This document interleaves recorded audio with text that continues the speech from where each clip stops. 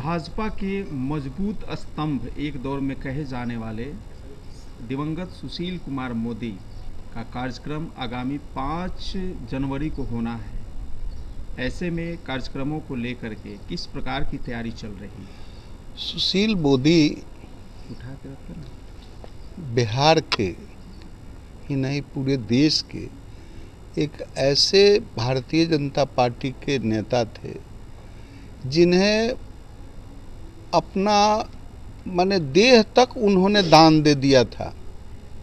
आँख से लेके अपने देह दान भी जो दिया जाता है वो दिया, और उनकी जो विलक्षण क्षमता थी उसको पूरा देश नमन करता है।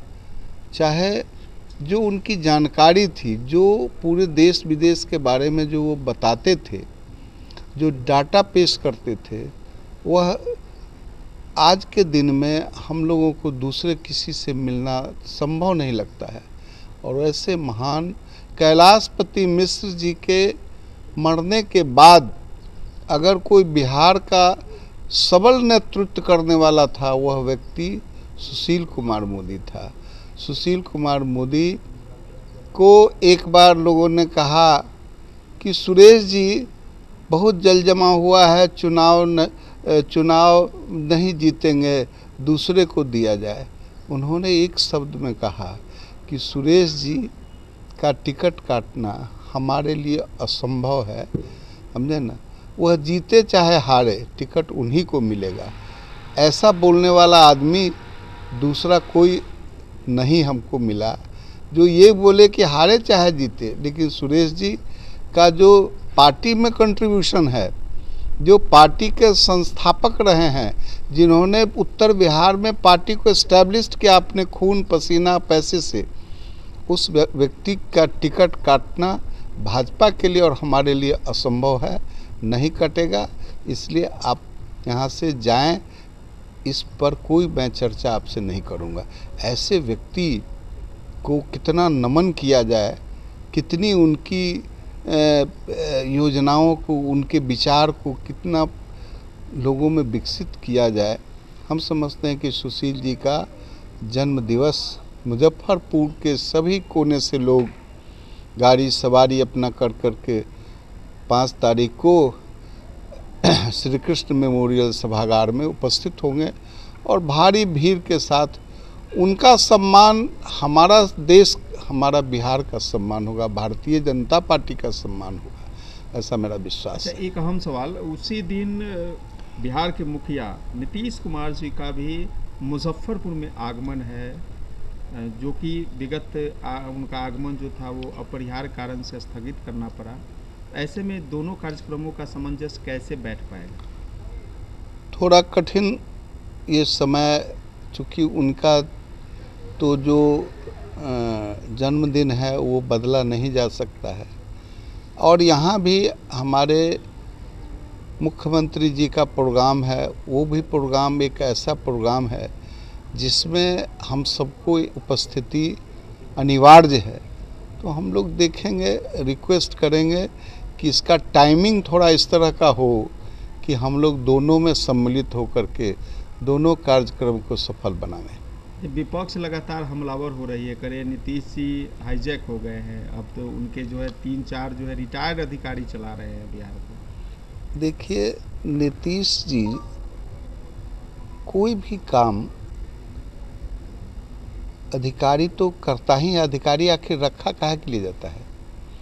अधिकारी जो है, लेकिन एक्सिक्यूशन बॉडी है ना अधिकारी, जो ओरिजिनेट करता है वह तो नीतीश जी हैं, वह तो सरकार है। सरकार ओरिजिनेट करती है और उससे काम कराती। तो कोई ये कह रहा है कि चला रहा है, चला कोई नहीं रहा, चला रहे हैं नीतीश जी। और लेकिन उसका एक्सिक्यूशन जो है वह तो कार्यकर्ता, वो तो पदाधिकारी करेगा। 2025 में भी नीतीश जी ही रहेंगे? बिल्कुल रहेंगे। नीतीश जी को भारतीय जनता पार्टी ने बिल्कुल स्पष्ट कर दिया है दिल्ली में सारे अथी में कि हम उनके ही नेतृत्व में ये चुनाव लड़ेंगे। चर्चा ये भी चल रही है सूत्रों से कि कांग्रेस से भी संपर्क लगातार साधते दिख रहे हैं। देखिए, ये बिहार है ना, यहाँ अंडे उड़ जाता है। यहाँ झूठ का बोलने का जो है लोगों का ये सिलसिला है। जो चीज़ कहीं से ये सब बोलते हैं कि कहीं ना कहीं कोई ना कोई विवाद उठावें, तो ये चीज़ ठीक नहीं है। राजनीति का ये घटियापन है।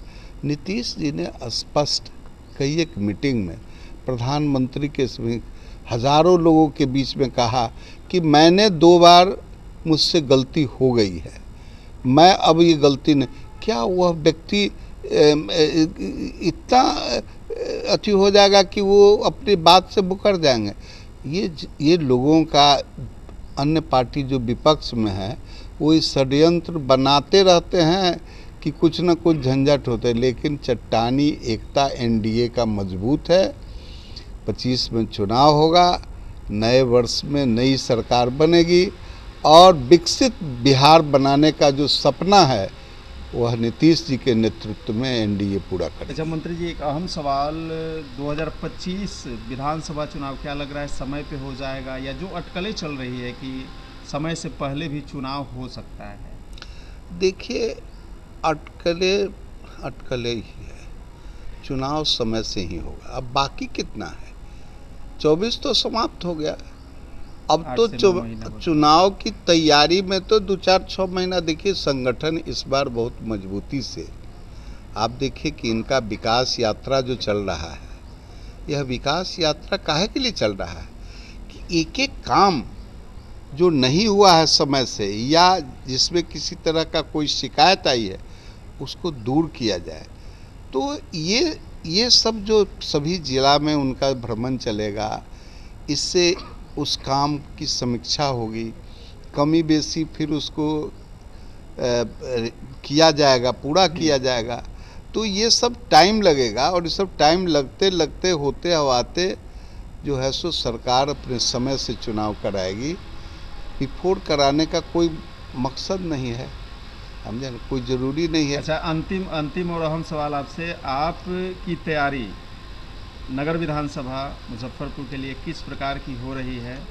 देखिए, या अपने ही परिवार से अब किसी एक चेहरे को आप आगे खड़ा करना चाह रहे हैं? देखिए, परिवार हमारा, हमने राजनीति में, व्यवसाय से हम राजनीति में, लोगों ने हमको लाया, पार्टी ने हमको लाया, हर तरह का सम्मान भी पार्टी हमको देती रही है। हमें मुजफ्फरपुर की जनता, इस बार हम चुनाव नहीं लड़ रहे हैं, मुजफ्फरपुर की जनता चुनाव हमारे लिए लड़ रही है। आप किसी भी एंगल से जाकर के किसी भी समुदाय में, किसी भी जाति में जाकर के पूछिए, मेरी जाति को छोड़ दीजिए, वह कहेगा कि इस बार हमको सुरेश जी को लाना है, उनको जिताना है, और कहता है कि तन मन धन से उस पर खर्चा करेंगे। क्यों ये बात बोलता है? वह इसलिए बोलता है कि सुरेश जी का जो पिछले बार जितने काम 2600 करोड़ रुपया का जो उन्होंने काम का शिलान्यास किया, वह काम आज अधूरा है।